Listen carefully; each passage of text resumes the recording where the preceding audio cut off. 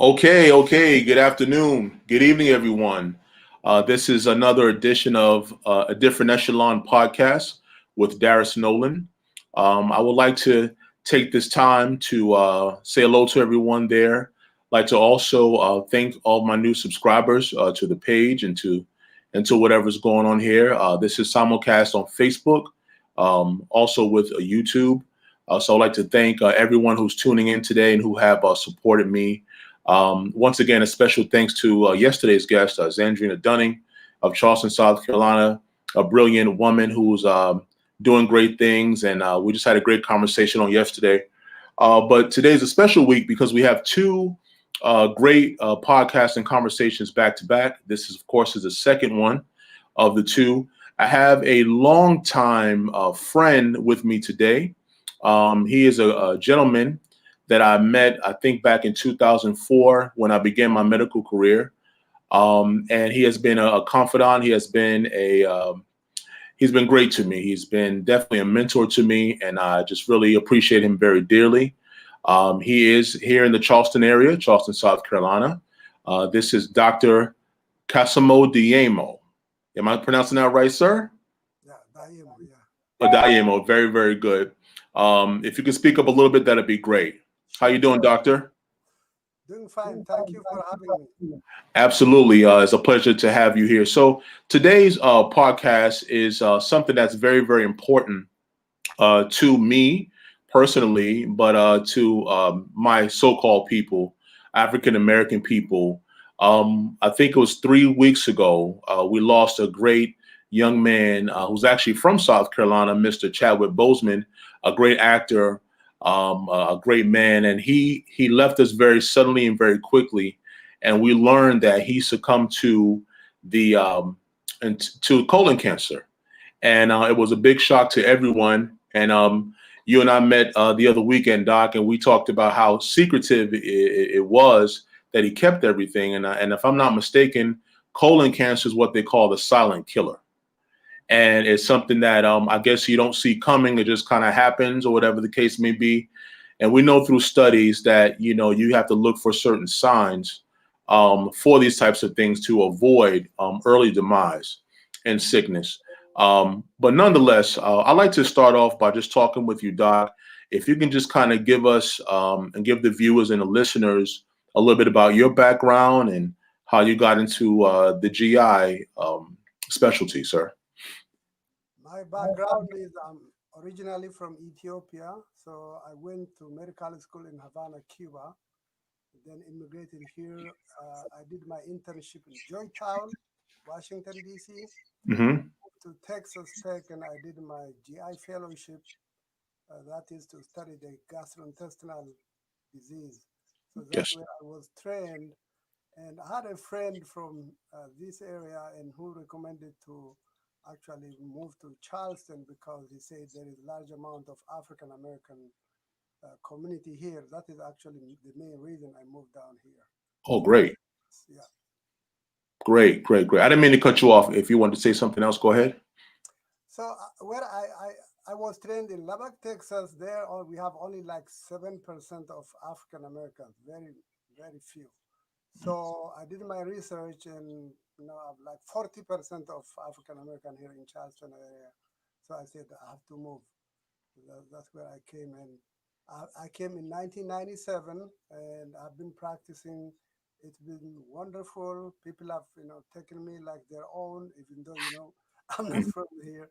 Mm-hmm. Really have a lot of friends. My patients are my friends. I go to the wedding, to funeral, Wow. all activities.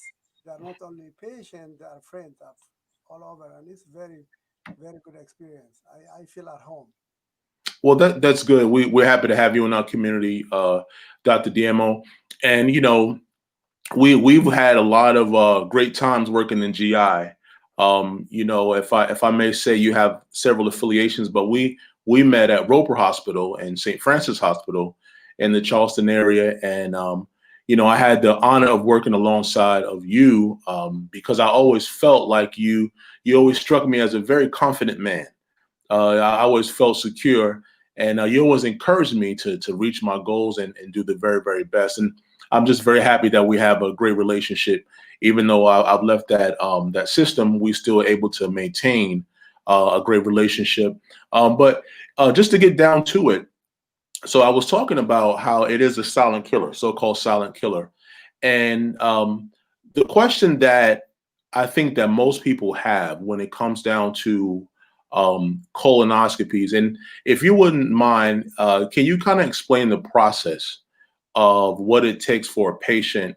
We know there's a prep that has to happen, and if you just kind of give a little background, because I think there's a fear of the entire process, and if you can kind of help some of the people have their fears eased, that would be great. That'd be great.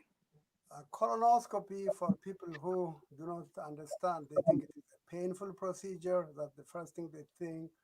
But the main thing is it's not the procedure itself. It is, the day before procedure, you have to prepare. That's the part. So you have to be on clean liquid diet. Usually the patient come to my office.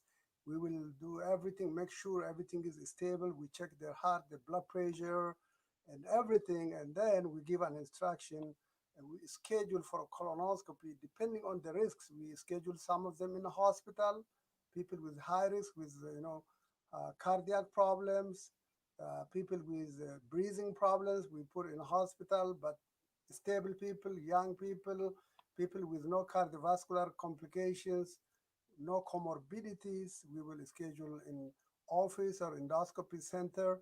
So what we do is we give them instruction. The instruction entails that a day before all day, stay on clear liquid diet, and then stop a blood thinner if you're taking a blood thinner, and then we give a drink, a laxative to clean, and then the next day they need a driver with them because they're gonna be sedated.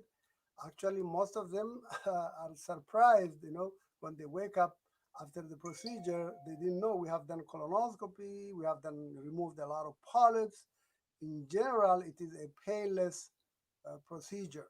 So there is no reason to fear if that is the case.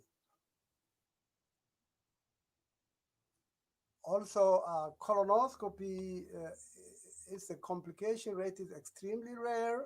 If we remove a polyp, there is a chance of bleeding. We can stop that easily, and it is one of the major colon cancer screening tools we have. Actually, it is the number one gold standard tool to screen for colon cancer.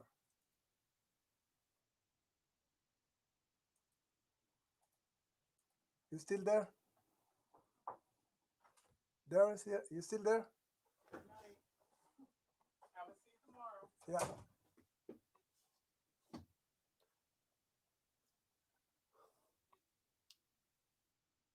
There is a little technical glitch, I think.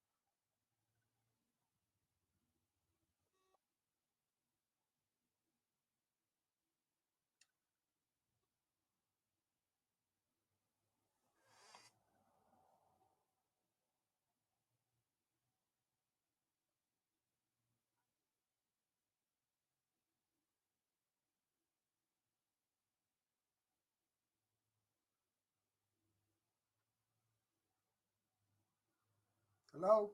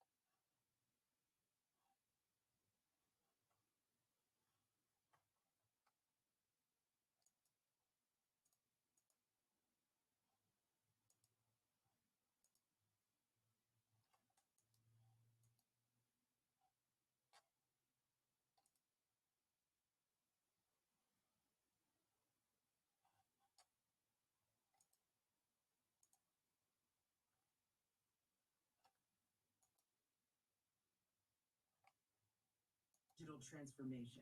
Require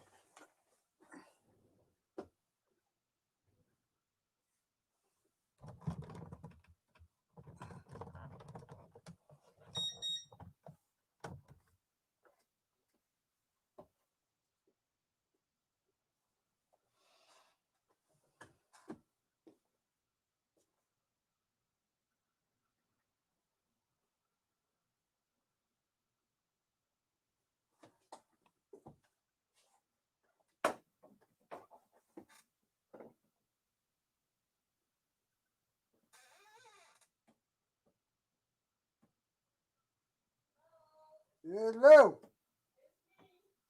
I know.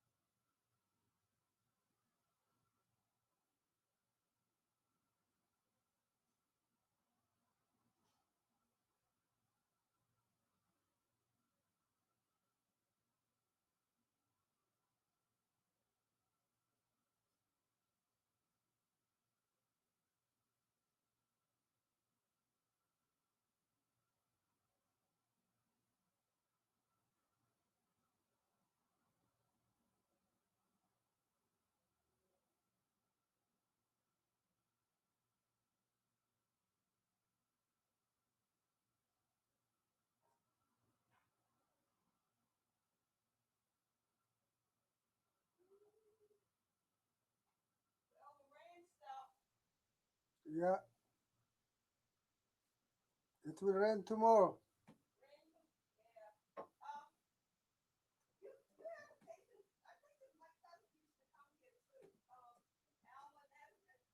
Yeah. And what happened? I know what happened. She died of what?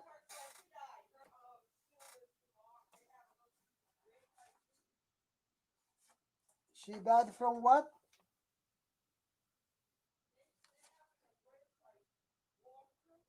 Okay.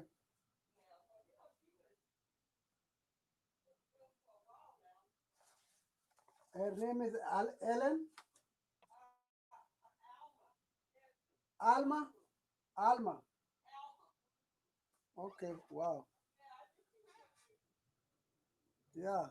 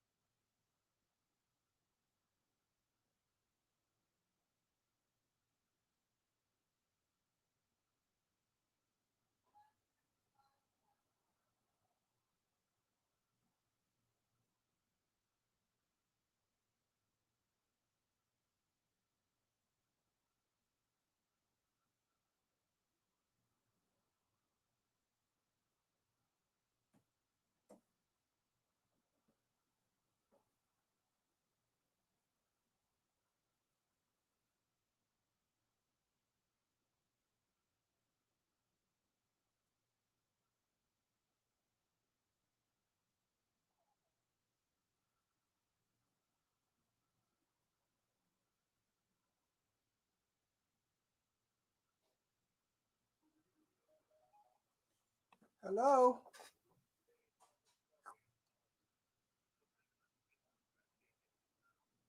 Oh,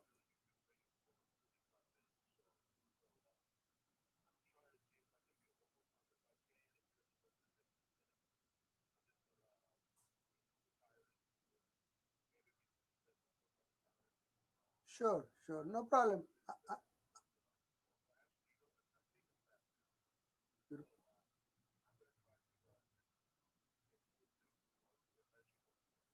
Okay, okay. No, no, no problem. Okay.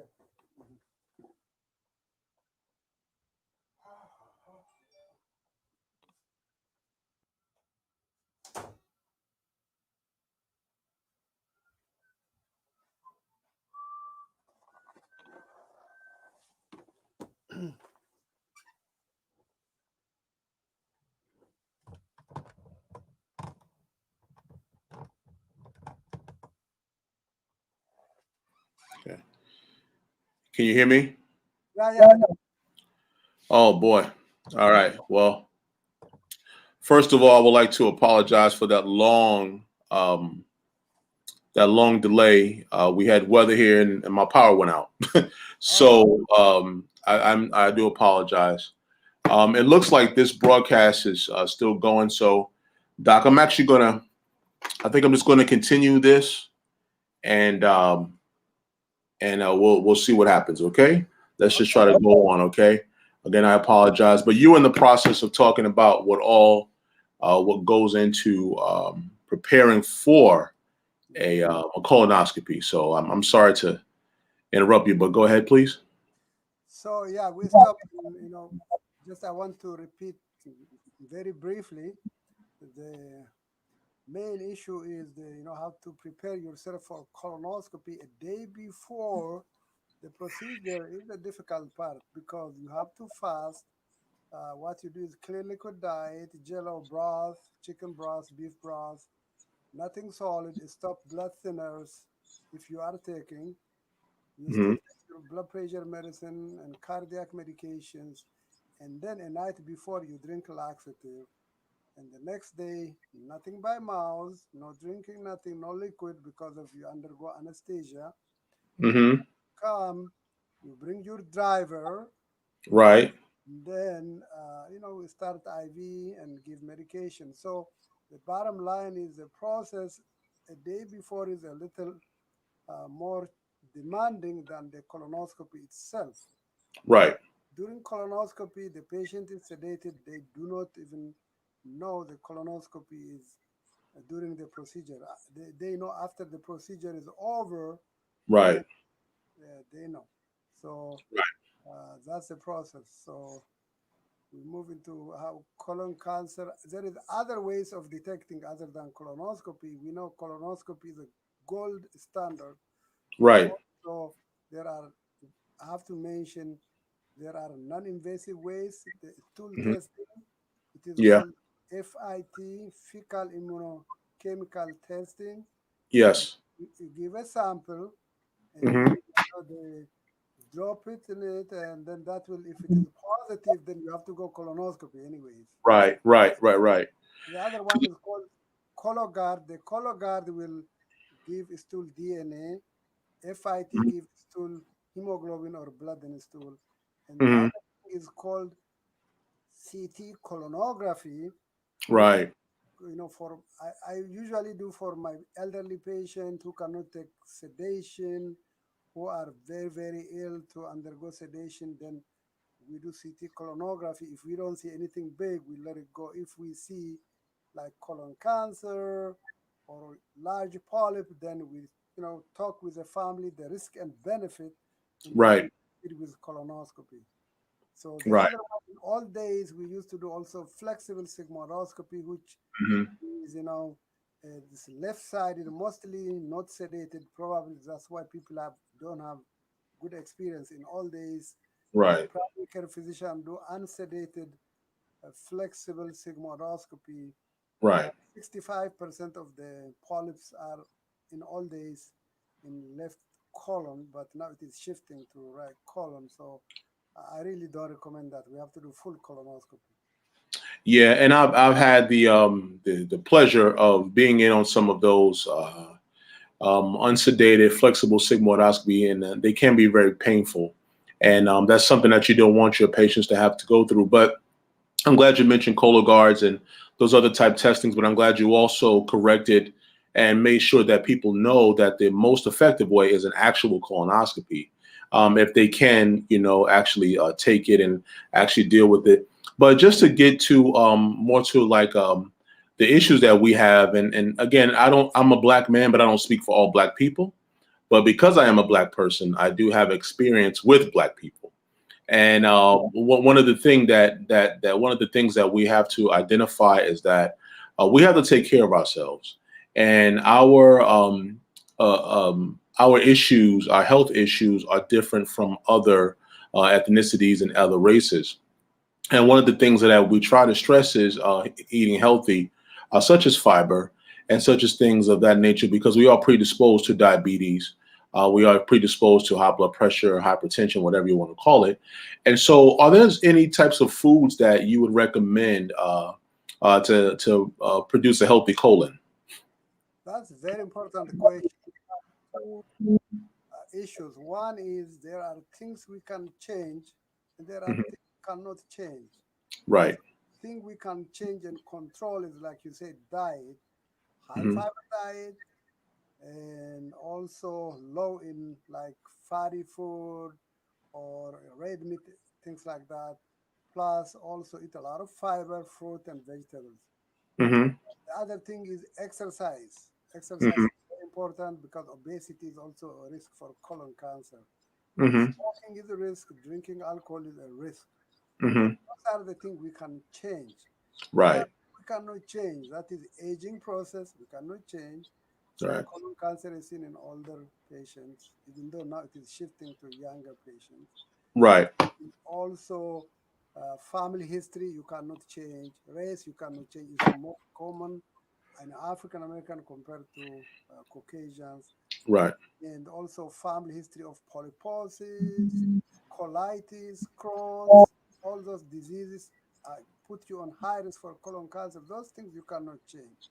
So Right. we Right. have to, like you said, we have to eat the right diet and the right do exercise and so on.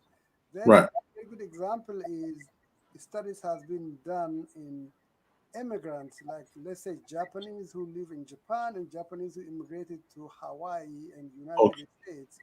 Right. They- Because in Japan they eat high fiber diet, the risk for colon cancer and also for diverticulosis is low. But when the children or grandchildren they live here, so it has to do something environmental, diet and environmental. Right, right. Well, that's very important. And I know here in the South, we eat a lot of fatty foods. And I'm originally from up north, but my parents are Southern, so I've always had those types of foods in my diet. My dad was from Somerville, my mother's from Georgia, and out west the diet's a little bit different. And the South is different from the North, so on and so forth. So those things are very, very important. Another thing that I wanted to talk to you about and just kind of get to it, and like I said, because of everything that happened, I'm trying to get to the nuts and bolts of the conversation. What age is recommended for non-blacks to have their first colonoscopy, um, and then for blacks to have the first colonoscopy, men and women? Can you speak on that? Yes, sir. So in all days, they didn't differentiate. They said everybody over age 50. But Hmm. study shows that African Americans are getting colon cancer at a younger age. So Hmm. now they recommend at age 45. Okay. But if you have a family history, when you say family history, is if you have father, mother, brother, sister, you do it at age 40 or 10 years younger than the index. That means if you have it in 50, you do at 40. If your family member has at age 40, you do at 30. So like Hmm. 10 years younger than the index from the patient in the family. So Right. uh, that's a new thing. It is acceptable. The issue here is, there is no any comprehensive screening system That's unfortunate. Many other countries screening colonoscopy is comprehensive. Hmm. The insurance companies were resisting even after recommendation came that African Americans should be screened at age 45. Some insurance companies refused to do that, but now it is widely accepted that African Americans, even they now even saying even Caucasians, everybody should start at 45. Yeah, and it's very interesting because I do believe in life we learn lessons inadvertently, and I think that one of the most amazing things about the Chadwick Boseman gentleman is that, like I said earlier, he gave no indication through any of his interviews. He always played, even in his roles in his movies, a very strong and powerful person, such as Black Panther. But deep down and internally behind closed doors, he was actually very sick and he was suffering. And, the thing that's very important is that we need to realize that although you may not feel sick, you may not look sick, or whatever the case is, you need to go to the doctor, period. Even before they see you as a specialist, a yearly checkup is not, it should happen actually. It's not out of the question for yourself. So that's a very important in me working in the medical field. I know personally that, my father, who passed away 5 years ago, he had a stroke, he had hypertension, and he had diabetes. So that means that because he's my biological father, I need to look into those things as well. So I began to exercise and be more cognizant of what I eat, so on and so forth. And that's just self care, self preservation. And I think that it's very important that we have this conversation because there is a fear within the Black community of going to the doctor. I don't know what's the fear of bad news or a fear of being betrayed and told something that is not true. And, we talked before we began today about the syphilis project down in Tuskegee, Alabama, where they were told that they were given one thing, but they were actually they were lab rats, essentially, guinea pigs. And, I think that it's important for a person like you, Doc, to speak on the importance of going to the doctor on a regular basis. Can you speak on that? Exactly. I think that is, to me, it is justified because of Hmm. injustices. People are mistrusting of the system. Yes. Even now, for research and so on, we try to recruit patients. They are very apprehensive. I really don't Hmm. blame them because the system has failed them in the past. So that Hmm. is the reason. So it's very important to check. It's very important to at least check your blood pressure, have right diet, regular exercise, and watch what you eat. Salt, low salt diet. That is very very important. Another issue is also is that you said in colon cancer, younger people, the patient as well as the doctor don't take it seriously. Like let's say if a young patient come with bleeding, they say, oh, maybe hemorrhoid. And if the doctor said maybe hemorrhoid, take this or preparation H, this and that, and then by the time they come back, it's gonna be stage 4, which we cannot help. Hmm. I say is any patient come with bleeding, Hmm. unless I put that scope inside, I don't know. I have the same knowledge like my patient because you are Right. bleeding. I Right. can see it. So that's what I recommend. I give one example where a very young patient of mine at age 33 came with bleeding from hemorrhoid, but when I went in, I found a premalignant polyp. Right.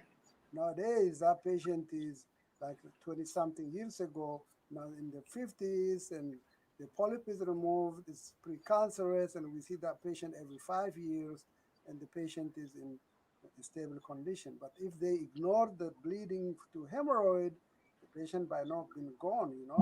Hmm. So Absolutely. it is both sides. The doctor minimizes it. The patient also said, I'm young, I'm having hemorrhoid. They have diarrhea. Oh, I'm having lactose intolerance. I'm having this and that. Just do the right study, the right thing, and just examine, at least do blood test, stool test for blood if they don't want to do full colonoscopy, and Hmm. then rule out completely. And then that's what happened with young people nowadays. A lot of younger people are having colon cancer because the mortality or the incidence of colon cancer in older patients is decreasing because they are routinely undergoing colonoscopy, Hmm. screening colonoscopy, surveillance follow-up colonoscopy. So now think of shifting to younger people. So don't Right. ignore your symptoms. That's the main thing. Right, and that's important because as we move into this age of information. And I remember, Doc, when we first started working together, cell phones and smartphones were not really a thing. Only select people, and now it seems like even homeless people have smartphones now. So, so the information is readily available, and I think that it's very important.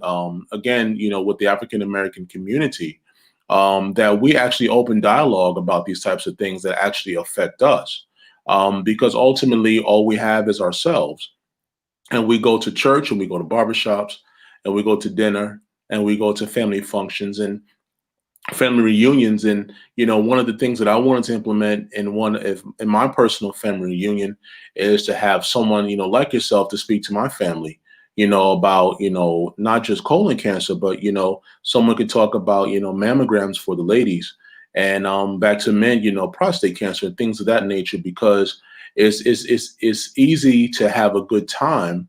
But I think that one thing about us, we get together too often to mourn a loved one that we've lost, and it could have been prevented. And so, it's very important that we have this conversation and be open about it. That way, we can prevent demise. And another thing that I wanted to kind of, talk to you about, and I'm going to just kind of wrap it up here, because time is far spent.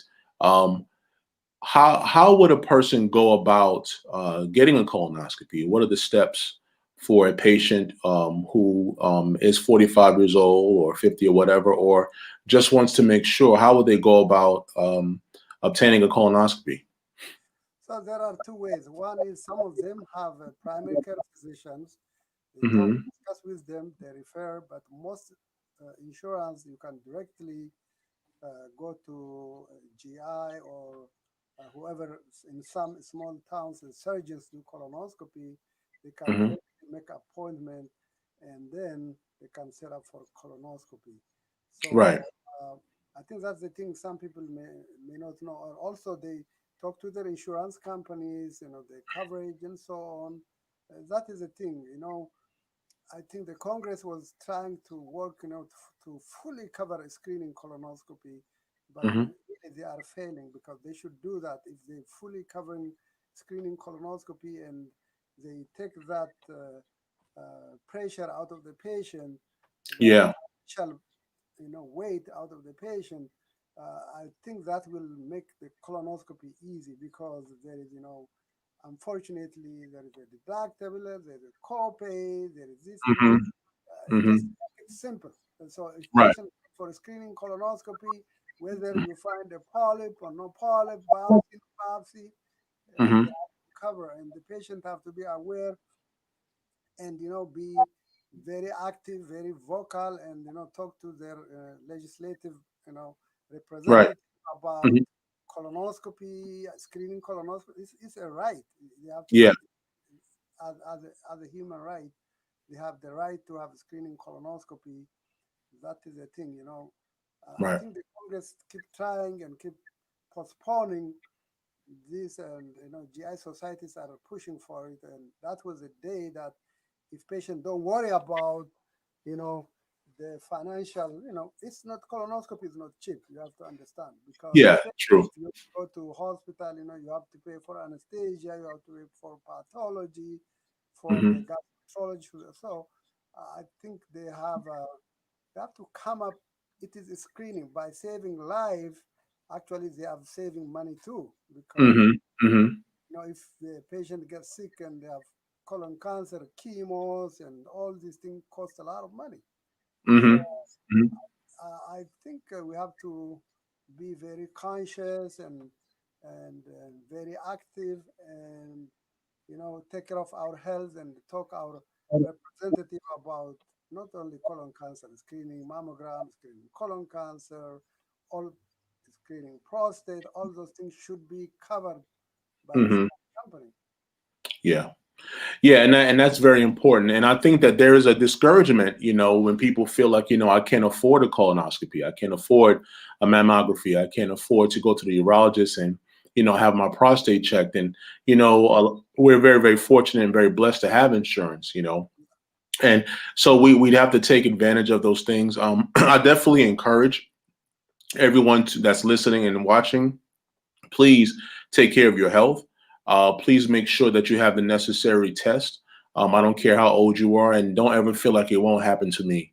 And I can share this, of course, not to violate any HIPAA, but I have a friend of mine whose father passed away from colon cancer, and he passed away a year before my father did, and he was way too young. He was, I would say in his mid 60s, and he had colon cancer, and it's all because he neglected himself before that. And like you said, by the time you know they come in, and and also too, I forgot to mention, Doc, looking for the signs of maybe colon cancer, such as rectal bleeding. I mean, you're the physician. I mean, I know, but I'd like for you to explain some of the signs, that you That's see. why screening is very important. Hmm. Colon cancer gives symptoms. By the time you have symptoms, that's too late. Yeah. It's, Hmm. actually, you may not have any symptom, but the signs, like you said, is rectal bleeding, Hmm. change in bowel habits. Some people have constipation, some people have diarrhea, some Hmm. people have abdominal pain, Hmm. weight loss, poor appetite. Some Hmm. people slowly bleed without even knowing. They will have anemia and fatigue. Right. Those are the things in that stage, it is advanced. That's why we do screening colonoscopy, because the early cancer and early Hmm. form, they don't give no symptom. You have no symptom. Right. So Right. if you hit that age, definitely, like I said, there is unfortunate story that some patients just they postpone their colonoscopy, like you said, and oh no, that's too expensive. But Mhm. they maintain they only change the car, they maintain the car, this and that. Yeah. And Yeah. this one patient, he came and said, "Doc, I'm sorry, I missed it." When he came after, I mean, his doctor recommended colonoscopy 4 years ago, 5 years ago. When by the time he came, his colon is cancer is spread, Oh man. and he was so sad because he was buying a new car, he was doing this and that, and he didn't take care of himself. Yeah. Living life. Hmm. Yeah. So that is very, very important. Take care of yourself first. Everything material is secondary. Right. Absolutely. And that's one of the things that we have to do. We have to prioritize our health. Our health has to be the number one thing before we go and we on vacation or we buy a new car, new house, whatever it may be. Because I'll tell you something. If you're dead, you can't enjoy those things anyway. No. So, so why would you even, do that? So put priorities first. But I just want to thank you, Doc, for being here. And again, I apologize for that issue with the electricity. But I'd like to have you on again soon. Sure. And we can do it in a more professional way and to get it more compact. But we are here on YouTube and also Facebook. I would like for you to give the listeners and the viewers how to contact you or your office to possibly get a colonoscopy. Thank you very much. My office is Hmm. located in West Ashley, Ashley River Road, 1606. My Hmm. phone number is 843-763-0503. Hmm. And we have office also in Monk's Corner. All I need is I'll be honest with you, just go wherever it is. If you don't Yeah. come to me, go wherever to your nearest gastroenterologist, MUSC, Roper. There are Hmm. a lot of doctors in Somerville. All Hmm. I want is my brothers and sisters and fathers, everybody to take care of yourself. That's all I want. Yeah. Well, that's very humble of you, Doc. I definitely appreciate you. And for those of you who don't live in the Charleston area, find a gastroenterologist, board certified gastroenterologist. Yeah, in your area. Again, you're just a Google search away. You're a search away from maintaining and not maintaining, but extending your life. So you need to definitely do the things that we talked about today. Once again, I'll have him back. I owe him a Hall's Chop House steak, a 45-ounce steak. You But anyway, I just would like to say thank you, Doc. I appreciate everything. Please give your family my love, and thank you for taking the time to inspire us and to educate us and to help us. Okay, so yeah, go ahead. Thank you very much, and thank you for your very young and motivated and very intelligent young man. It's my pleasure to work with you. Yes, And sir. Thank you. good service to this community. This is a start. It's not the end. Right, right. We will do more to come. And thank you, and have a nice Yes. weekend. All right. God bless. I'll talk to you soon, Doc. I'll talk to you. Take care. Have a good day. All right, now. Bye bye.